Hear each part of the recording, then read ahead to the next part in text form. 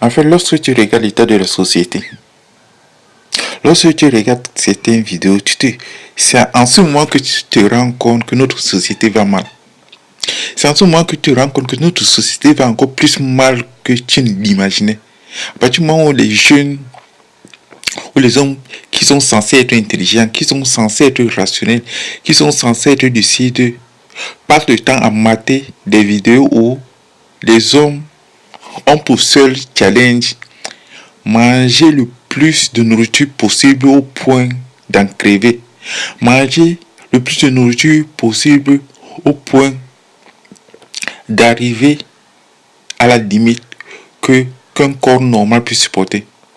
Et là, je me pose la question, est-ce que nous qui validons ce genre de débilité, est-ce que nous sommes réalistes, est-ce que nous sommes sensés, est-ce que nous sommes lucides, est-ce que nous sommes objectifs en regardant ce genre de vidéos abrutissant? À partir du moment où, en regardant, nous validons l'abrutissement de toute une génération, alors nous validons ce genre d'imbécilité. En validant ce genre d'imbécilité, alors nous démontrons que la société va encore plus mal qu'on aurait imaginé.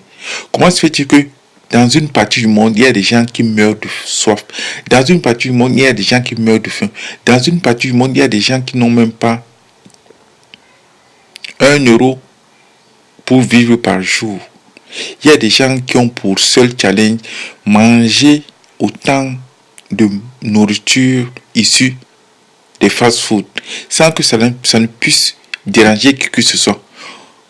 Là, on se pose la question, est-ce que là, on est en train de manger pour vivre ou bien on est juste en train de s'empiffrer juste pour avoir le maximum de vues possible?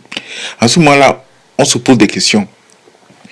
Je me suis aussi posé la question la dernière fois lorsque j'ai vu une personne mettre une vidéo où la personne parlait de la mort de sa mère. Je me suis posé la question, je me suis dit, si je perdais mon père, si je perdais ma mère, est-ce que j'aurais le culot, le courage, j'aurais cette bassesse, est-ce que j'aurais ce manque de lucidité qui consisterait à mettre la photo de mes parents et en parler juste pour avoir des vues?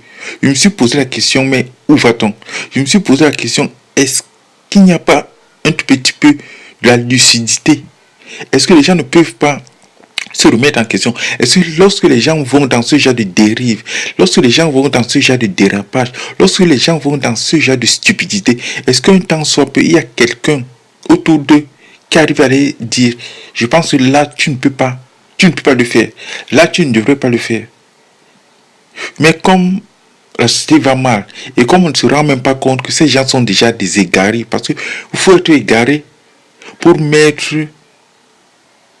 penser qu'aller dans un fast-food, manger un fast-food, ça fait partie de la cuisine, ça fait partie de la haute gastronomie. Se mettre en scène et filmer et que les gens en retour analysent cela, observent cela, ça veut donc dire que nous sommes de plein fait dans une société de l'exhibitionnisme.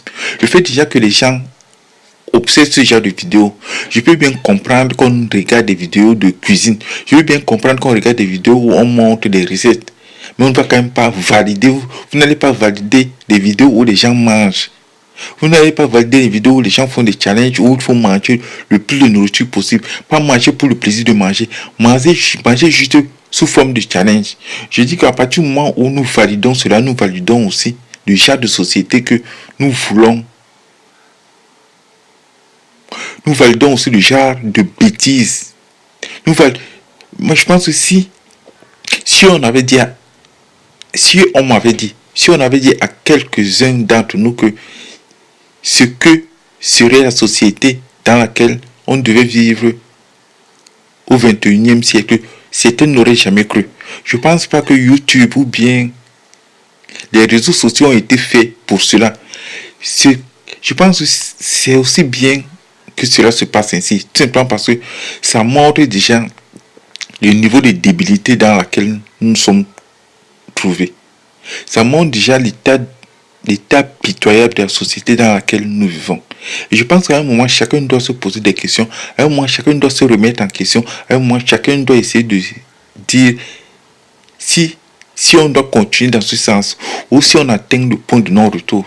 Et ça, c'est pas à moi de me poser cette question. Je pense que c'est à chacun d'entre nous. C'est à chacun d'entre nous de se poser des questions. C'est à chacun d'entre nous de se remettre en question.